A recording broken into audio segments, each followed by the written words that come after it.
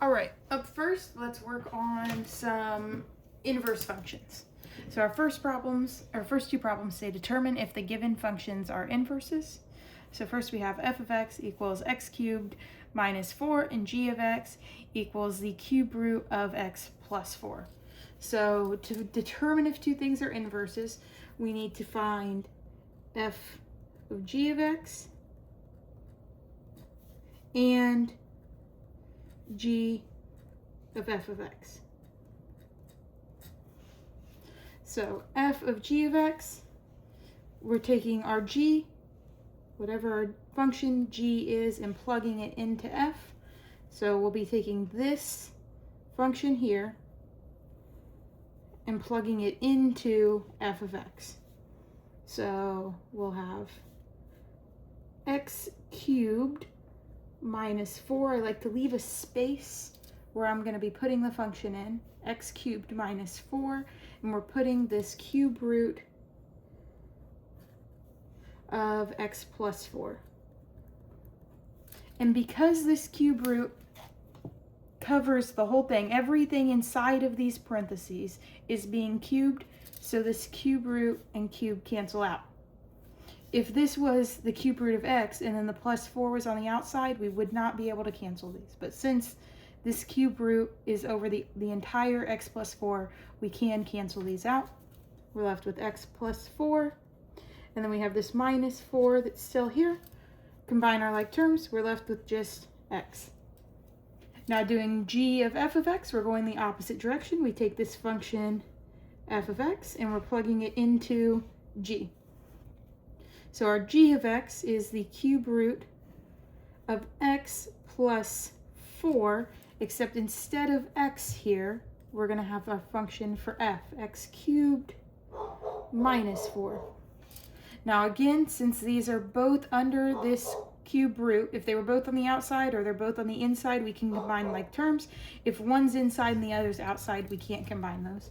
We can combine these like terms, minus 4 plus 4, so this is going to be the cube root of x cubed. Those cancel each other out. Minus 4 plus 4 just gives us a plus 0. And now our cube root and our cube cancel, so we're just left with x. So these are inverses because both are equal to just x. All right, so how about this one? If we've got f of x equals 3x minus 1 and g of x is 3 over x plus 1. We're again going to do f of g of x and g of f of x. So up first, we'll take our function g, plug it into f.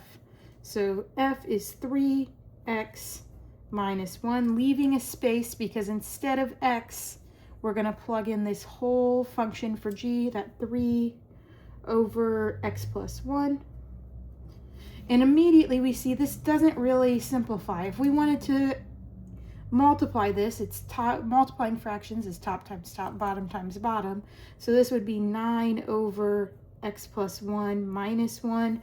However we cut it, whatever we do to this, this is not going to simplify to just x.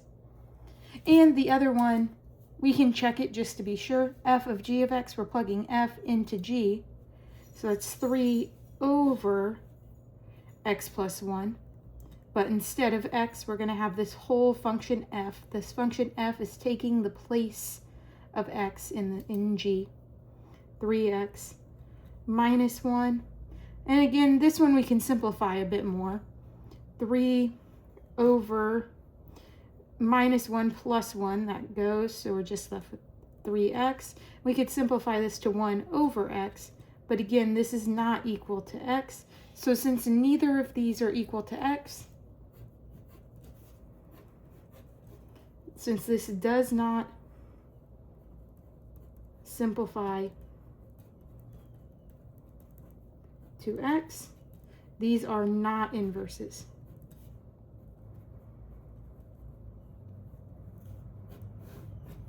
So these first two, these are inverse functions. These two, these are not inverse functions. Okay. We can also if we are given a function, state the domain and range, or we can also find the inverse of a given function, and we, along with that, can state the domain of and range of each. So if we have f of x equals 4x plus 7, our first step to finding the inverse is to write y instead of that f of x. That's kind of a simple first step. Our next step, we're going to swap our x and y. That's really the most important thing we're doing here. We swap that x and y.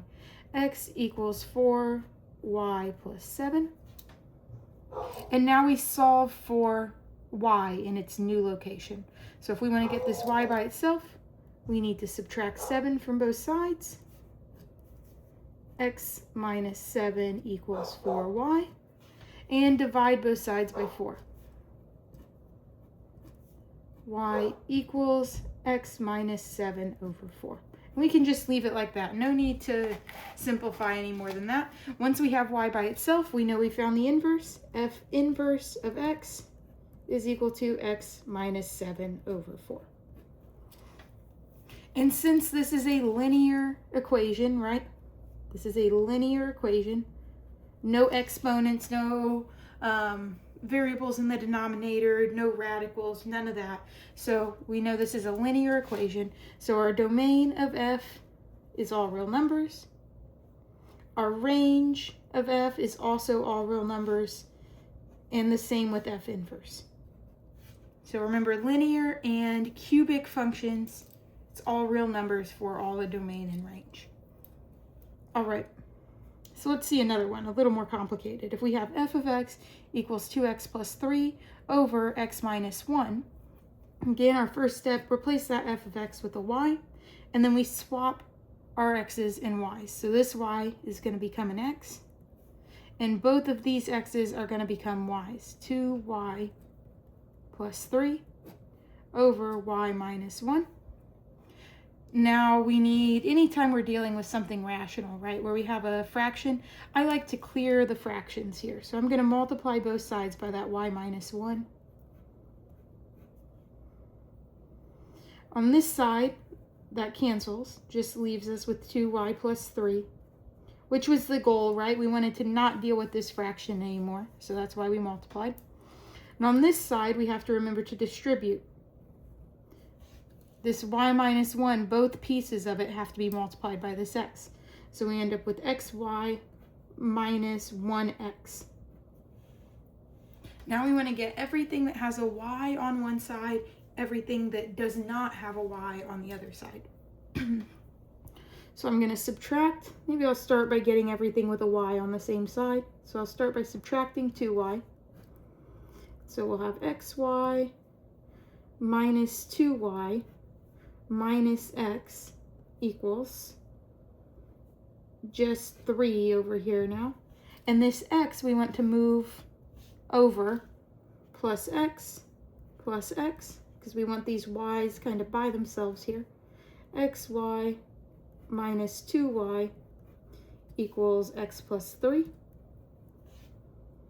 And now that we have all of our y's on one side, we can factor it out. So we'll factor it out like a greatest common factor, y times x minus 2 equals x plus 3, and divide by whatever is with our y. X minus 2 over x minus 2. So y equals x plus 3 over x minus 2. And our last step, once we've got y by itself, we need to write it as the inverse. Inverse of x. F inverse of x is x plus 3 over x minus 2. And so we found our inverse. Box that one. All right, now for the domain and range. So for the domain of f, the domain of our original function f, we take this as a rational equation, so we're going to be taking that denominator and saying, okay, that cannot be equal to 0. So x minus 1 cannot be equal to 0. Adding 1 to both sides, we say, okay, x cannot be equal to 1. And then if we want to write that in interval notation, that's going to be negative infinity up to 1, or 1 to infinity. So that's our domain of f. Negative infinity up to 1, and 1 to infinity. And whatever the domain of f is the range of f inverse. Our domain and range swap when we find the inverse.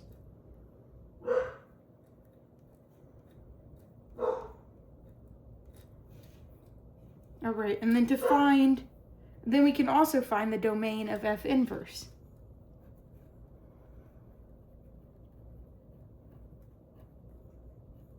To find the domain of f inverse, again, we say, okay, that denominator, x minus 2, cannot be equal to 0. Adding 2 to both sides, we say, okay, x cannot be equal to 2. And so we can be below 2, negative infinity to 2, or above 2 to infinity. Negative infinity to 2, or 2 to infinity. And the domain for f inverse is the same as the range of f.